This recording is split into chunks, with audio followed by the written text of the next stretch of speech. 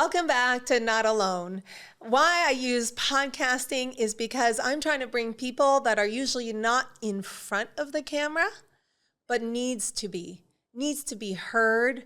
Their voice needs to be heard, but there's always fear that comes up to be in front of the camera because there's some vulnerability and we're our own worst critic when we get in front of the camera. So I just want to thank you for listening today. And today I have a wonderful friend and that's helped me in my own life and my children. And I know will be a great teacher for my kids as well. But I'm going to read her intro, and normally I just kind of flow, but I think it really depicts exactly who she is and what you're going to listen to today. Her name is Joyce Brinton, is a gifted healer and a teacher, and is the founder of both Healing Evolution and the Muscle Testing Academy. She is a wife, a mother of 4, a grandmother of 14 grandchildren, with decades of experience helping people uncover and release the emotional and energetic blocks behind illness. Joyce has guided thousands through profound transformation in their health, relationships, and soul purposes. In her work, Joyce combines intuitive energy, cleansing, muscle testing, and spiritual truth to help clients heal what the body is trying to say through its pain, fatigue, or disease. Her approach is both gentle and disruptive, revealing the unconscious resistance that keeps people sick, stuck, and afraid of their divine gifts. Joyce has a master's degree in counseling psychology and lives in Arizona with her husband, Steve, where they run their healing practice together, teach workshops, and enjoy a life guided by spirit, laughter, and love. And so it's such an honor to have Joyce today, as she is a dear friend. And also, as you might know, and I had a guest, Kira Brinton, this is her daughter as well. And so welcome. I'm so excited to have you on. Thank you. Yes. Thank you. I'm so excited because you just wrote your book, Stuck. And I really wanted to finish before I came on today as a guest, but I love it. I really can't put it down. I wanted to find more time to read it, but I feel you really touch on why people get so stuck and stay in that fear and how to release it. And your work is so powerful. And I know because I've worked with you. I know you've come to my home too when the energy was kind of stuck energy in my home and how to clear that. You've helped my children learn about energy and how to release it and learn to protect their energies as well. So for the listeners out there that may have not ever worked with energy work, and maybe explain what that is. Well, basically, like I just recently had a new client and is new to all of this, but she's very sensitive to energies. And so I just explained to people, it's like our energy is like the windows around our body. And so when I'm cleaning energy, I'm just cleaning the mud off your windows because they get muddy, they get dirty, and we have chakras. Some people don't believe in those, but we have chakras, which are like organs on the outside of the body. And so those chakras also get really dirty. And they get dirty because of the energy that we're around, but also from our thoughts. Energy is created from these up here. And so when we have negative thought patterns, we have stuff that goes on in our brain that wants to stop us, or judgments, blames, shame, any of that stuff, fears, any of that goes on in our brain also then comes out into our energy field. So your thoughts. So when we're spiraling in the shame, especially a lot of people I find spiral in the past. Yeah. Right? Yeah. And they revisit it. And it just, that energy is so heavy. Yes. And so that's what creates energy. So those negative thoughts create a negative energy around you. Do you ever remember the old Peanuts cartoon? Yes. Yeah. And do you remember, I think his name was Dustpin or yes, something like that? Yes. It's kind of like what our energy feels like. Right. He was a constant little tornado of dust around him. That's kind of like when people go down that dark hole spiral, that's what we're creating around us in our energy. And then almost if you're always in that energy, you're kind of attracting that energy Yes, all the exactly. time, right? Yeah, yeah. So Just collecting it everywhere you go. collecting it. So, because and for a lot of people, they don't know they're so sensitive to yes. energies, right? Oh, for sure. For a long time, I didn't know. I didn't Mm-hmm. call it. I just was like, oh, it seems to be. I walk into a room and I'm like, I can feel something, Yeah. but I don't know what it is. My brain can't make up what that Yes. feeling is. But now I know when I'm feeling someone's energy, or we're off in the heart coherence, or I feel a lot of times now their fear, like living in so much fear, and there is an energetic force about that. Yeah. But whereas I'm around someone that is so calm and a lot of light, I feel that too. Yeah. You know? And so I think your work bring that awareness for people, because is it a radius, almost like Everyone's is different. It is different. We have an Okay. inner aura and we have an outer aura. I see. And so the outer aura is, of course, further than the inner aura. But so it just varies. Every person has a different. Sometimes people can be clear out the room. You know, their aura is just huge. So wow. it just varies. And so you work alongside people to help them become aware of their environment and maybe how that's affecting their energies. Because how that affects their energies, that's on a cellular level as well, Sure. right? And affects their health, like you said. Yeah. So a lot of times by clearing their stuck energies, you're clearing some illnesses. Yes. Are you able to talk about certain clients where you've seen that shift, or you've seen them become healthier? Oh, yeah. Yeah. It's been fun. Yeah. That's why I love what I do. I know. Well, I'd But, love for you to share. Yeah, if you can. I always say poopy thoughts create poopy energy, which sets in the body and makes us sick. And so I had a new client recently that just met me from, a Facebook ad kind of thing. And she's been sick since she was a teenager. And a lot of different illnesses, a lot of body pain. She's a mom, she's busy, but can't function really well. And just in my first encounter with her, discovered that she has gifts of healing and gifts of seeing and feeling energy, and she has shut it down. She also sees spirits, those are all gifts that she just shut down because it freaked her out. Yeah, she didn't know what to do with it. Yes, I've heard that a lot, actually. Yeah. I've heard that from some friends. They're like, oh, when I was a child, I would see spirit and it would scare me. Yeah. Or they would not, if they bring it up to a parent, they say, well, don't talk about that. Yeah. People think you're going to be crazy, Yeah. so don't talk about it. So it was Yeah. almost, so you're never diving into those gifts any further. You shut them Right. out, Yeah. right? Yeah. So by shutting that down, then she also, has her own negative self-talk about who she is, what she's about, and it's just gone internal. That energy can sit outside so long before it comes into the body. And that's why doctors don't have answers, Yes. because they'll do all the tests and they'll do everything they can to try and figure out what's wrong, and they can't figure it out. So they send them on home with a bunch of medication. Yeah. Try this. Try this that. for the symptom that they're yeah. feeling. Yeah. Yes, I've seen that a lot, actually. In fact, I have some friends that, had cancer diagnosis, but they've teaching the doctors almost like just because of their faith and their positive and their thoughts. Yeah. They were even telling the doctors, hey, can you not call it the devil something when they're getting chemo? I'm like, don't call it that. Just, Right. call it, this is going to be healing for me. This is going to be good. Changing the language, changing Yes. the words is so important in people's healing. Yeah. And I love that you're teaching people that how important their thoughts are and their energies. I know some of the techniques you were teaching my kids is that kind of when you come home from school is like cutting the line, from anything you had picked up. Yeah. And energetically cutting the line and make sure clean energies. Is there other tools that you recommend people that to do on a daily basis?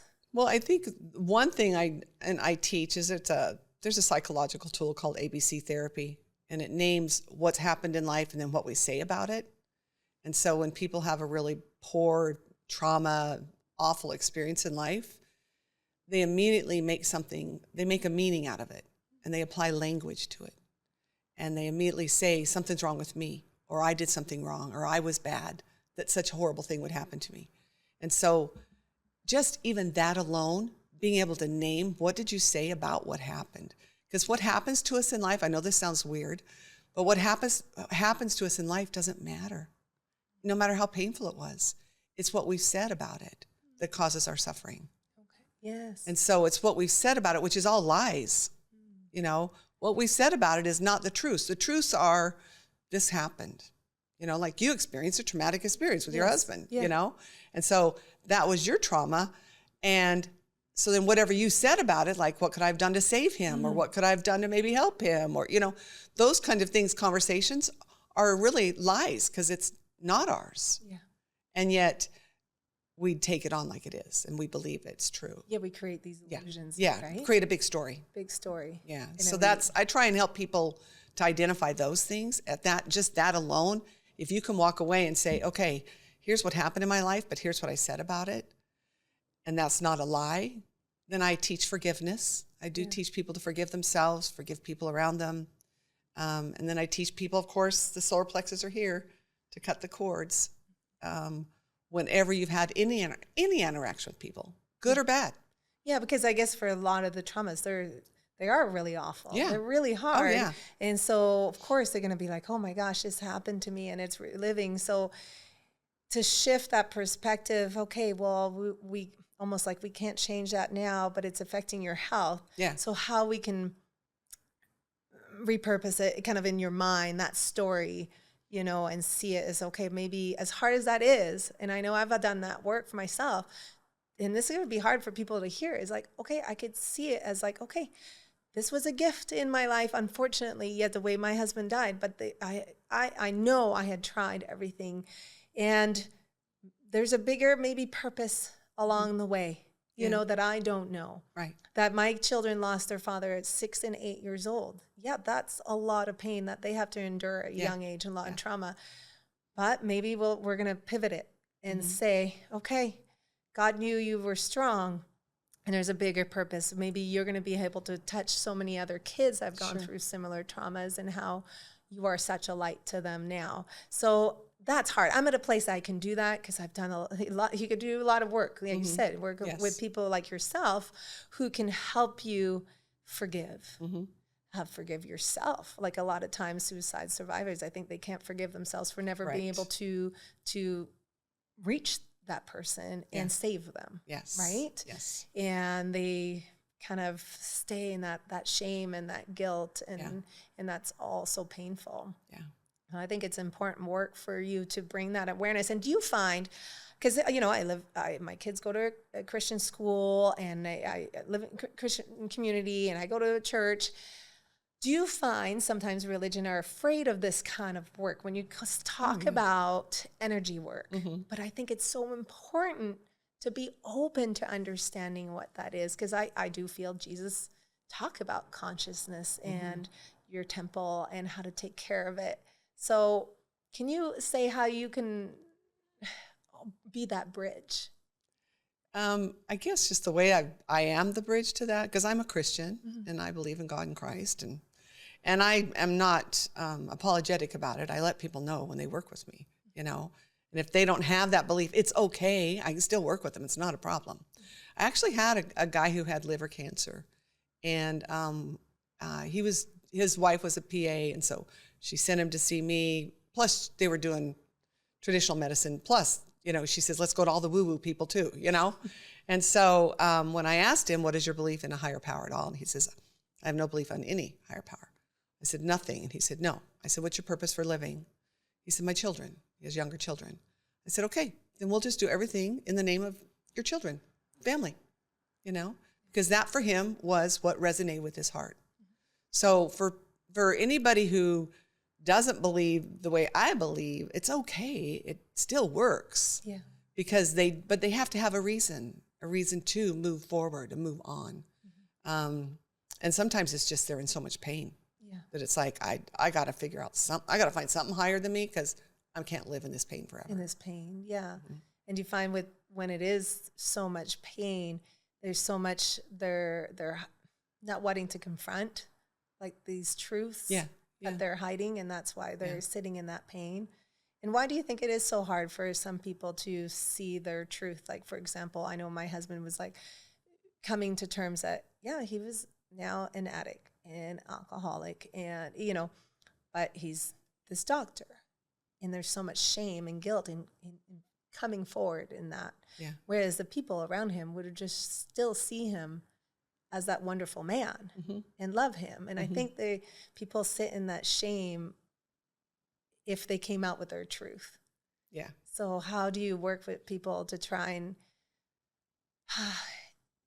allow themselves to see their truth? I think your book brings that awareness a lot, but how do you, are you just more straightforward with them, like very clear, or how do you go about it? Well, and that's where I bring in muscle testing, because the muscle testing has been around forever. It's a form of applied kinesiology. So I actually have my clients sit in a chair, a recliner chair. I push on their arm. Your arm remains strong to truth. It goes weak to not truth. Your body knows. It's like your own lie detector. Okay. And so I came from a therapy and counseling background. I left that years ago because this is just so much more effective, because we get to the truth really fast. Like I could sit and talk to somebody in therapy for months and years, and we just kind of go in circles because people believe what they're telling themselves. So they think they're telling themselves the truth. But when I muscle test them and say, is that the truth? And their arm goes weak, it's like, oh, that's not the truth. And then you're kind of bringing it up. Yeah. So then and then they know. They're like, oh, wow, that's kind of crazy. That's a lie? And I said, yeah, you've been telling yourself a lie for a long time. And then does it help them be like comfortable, be like, okay, yeah, maybe I've been creating this illusion around this. Yes. Okay. Then they become aware of, oh, okay, maybe that's true. And the guy that had the cancer, he's 2 years in remission now. And they told him he was going to die. Yeah. I had another guy that they told him he needed a liver transplant. Worked with him for a year, and he doesn't need a transplant. And I had a woman who had, what do you call it, macular degeneration in the eyes. She was getting shots in the eyeballs, and they said that would be every day. It would be every month for the rest of her life, right? Couldn't drive. Her kids had to drive her everywhere. And her first session with me, the first thing I asked her is, what don't you want to see? Yes, right? Yes. And she's like, I don't know. Come to find out in talking to her, she grew up in a cult, and she left it as a teenager. And so there was a lot of pain in her past that she left, that she just shoved under. But it was causing her issues in her body because she refused to see it. And oftentimes we do that for safety, right? Oh, We're like, I don't want to revisit, too painful. I don't want to revisit it. Yeah. It's too painful, but it's stored in your fascia, in your body, right? Yeah. And so, and that's your body when it's showing up with illness like that, like for the liver cancer, the eye, your body's like, okay, you can't avoid it anymore. I'm showing up now, right? Yeah. And I saw that in my own body. Actually, with the system of my vocal cord, it's like, got to use your voice. Yeah. Got to speak up with the truth. Yeah. Right? And no more hiding. And so that was clear. Yes. And that's why now I don't want people to wait till they get these diagnoses. And because of course the diagnosis creates more fear. Oh, absolutely. They buy into it. Yes. They immediately, they get a diagnosis, they go home and start researching it and like, oh my gosh, yeah, I do have that symptom. Oh my gosh, maybe I do have that. Maybe, I even find that with people who say, oh, I'm bipolar or I'm this. And I'm going, yeah, well, let's muscle test it and see. Yeah. Yes. And they're not. Yeah. They just bought that because someone told them that. Mm-hmm. And sometimes people become so comfortable being in these illnesses, and that's all they know, and then comfort and avoids the truth, or become such great liars because that helps them avoid the truth completely, right? And now they don't even know what's true and what not, right? They just completely believe these big illusions, and that's why I think this kind of work, opening up the world to this kind of work, because it's really not. I feel like people are coming. Or maybe I'm wrong to you, because they've tried all the things, right? Yeah. They saw all the specialists. I'm usually their last resort. Yeah, the last resort. They're like, I'll try anything, I'll go see this weird lady. Yeah. But then that's what I would say, that's what it was started with. Yeah. Getting to the root cause is a lot of it is emotional. When we're causing, I've had enough guests to confirm that. I lived it, and I saw where it can go with my husband. Yeah. And so that's why I want guests on you be more busy getting out there. There's more people doing this kind of work. This is the first line of help that you go for. Yeah. Right. Because even with you, like my daughter, she came to your book launch and wow, she really resonates with what you do. And I know you can really help my kids as well. Because I know it's still ingrained in their bodies as well, the traumas. Even I'm sitting with my son bedtime last night and he mentioned a past trauma. And I was like, whoa, wow, he must have been like 3 years old. And I'm like, oh, he remembers that. And he hadn't talked about that, you know, and it was a part of dad being pretty abusive, you know, to him. And it caused me a lot of anxiety. And I was like, oh, my son, he remembers that. I was really shocked that he brought it up because he hadn't brought it. He's like, oh, because at first it started, well, I miss dad. Yeah. And then it was like, oh, but I don't miss when he did that. And I was like, oh, wow. Which probably triggered the part of you that said, I didn't protect him. Yes. Oh, yes. Yeah. Yes. Yeah. Oh, yeah. Which is also another story. Yes. Like, oh, yes. You know, as mother, parents, we do what we can do, but, yes. you know, we can't always be there every second. And so, yeah. Exactly. And I wish I could have protected him. And actually, I pride myself like, okay, if I stay in this relationship, even though it's toxic, I have more control. I protect my kids more because if he had 1 week on, 1 week off, oh my gosh, who knows? Yeah, I've heard that over and over. Right? Yes.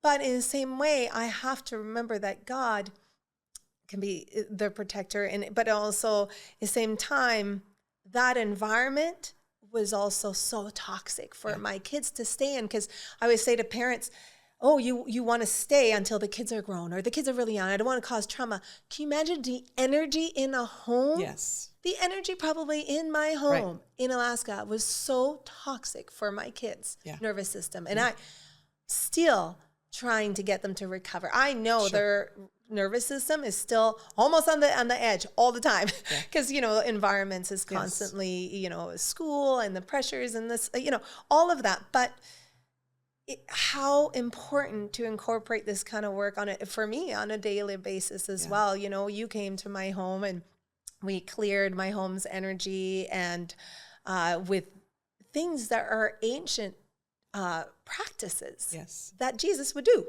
you know? And so having the incense, having the music to shift all that energy and to bless our bodies and to pray can shift an entire room, right? Yep. We've heard of stories of where, okay, you feel you're in danger. Well, okay, let's pray and create how we can change the coherence of people's heart around us. Yeah. You know, there's stories like that in the Bible, right? So this is where I'm so passionate about what you do. And I really want more people to be the first line of the fence. Yes. You know? Oh, yeah, I do too, because they would heal so much quicker. Yes. And they wouldn't have to go through the suffering they're going through. Yes. You know, but because it's not conventional or what people normally think of, you know. But I also think, maybe I'm wrong, but the people who are doing this, like yourself,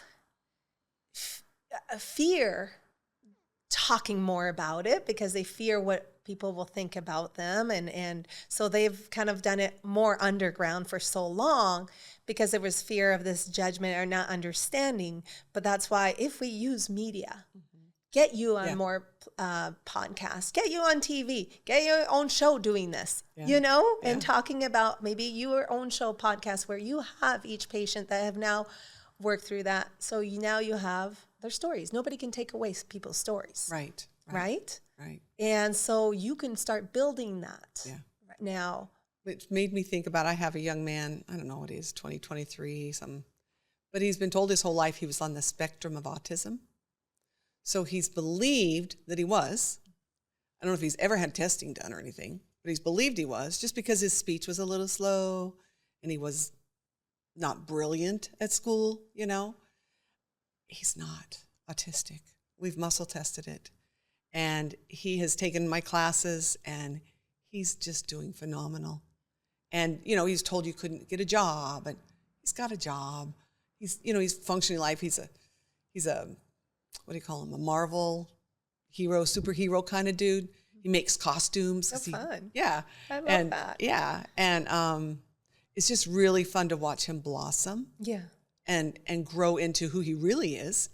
because his whole life he was told, no, you're spectrum. Well, how often? That's why sometimes I really don't like people going to my children. You're so much like this. I'm like, don't say that. Right. Don't label them. Don't label them. I really am not about that either, because then they start, because think about how many kids were growing up, maybe from a teacher saying, you're not very smart or you're not very good at this. Right. So then you start believing it. Yes. Oh, yeah. Right?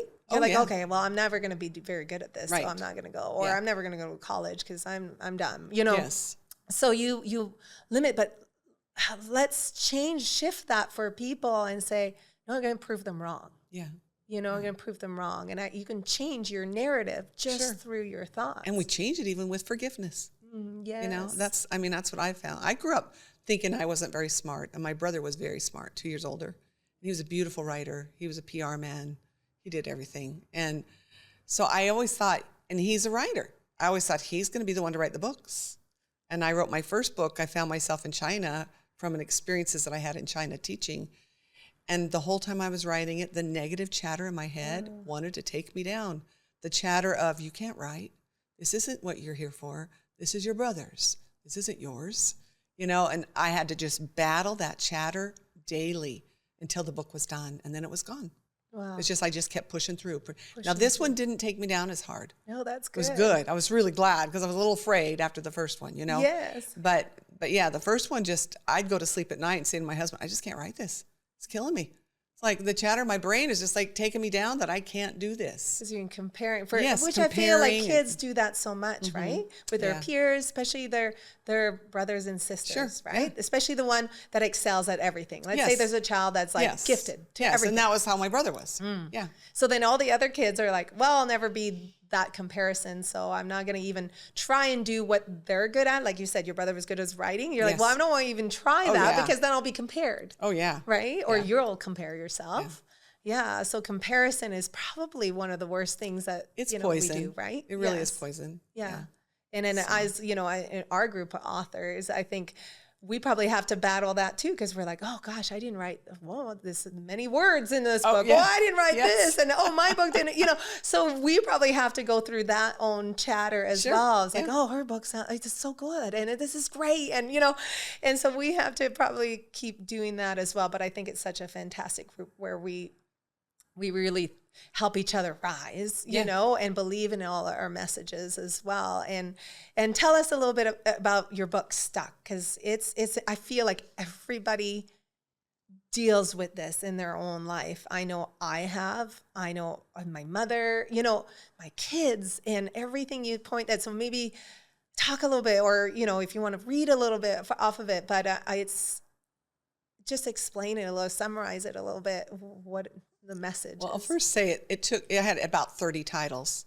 I was like, what am I going to name this? And the more I wrote, and the conversations. As clients come in, the majority of the clients come in, I say, what's going on? I'm stuck. It's always a conversation they had. I'm stuck. And my response to them was, well, you got here, so you're really not stuck. You're not in quicksand. You're not in cement. You actually are here. And so I do tell people when they say they're stuck, I'll say, well, if you can ring a bell and you can talk, you're not totally stuck. You just are unwilling to do what it takes to get unstuck. And that's why the subtitle is Unraveling Your Resistance to Heal. Okay. So it's really about being willing to let go of your conversation in your brain and the stories you tell yourself that I'm not going to get well, or I can't get well, and that's why I'm stuck. That doctors tell me I'll never get well, or this will never heal, or I am this, whatever the label is that they've been given. And so that conversation plays out in the head, then they're not going to move forward. It's definitely a conversation that people have to choose.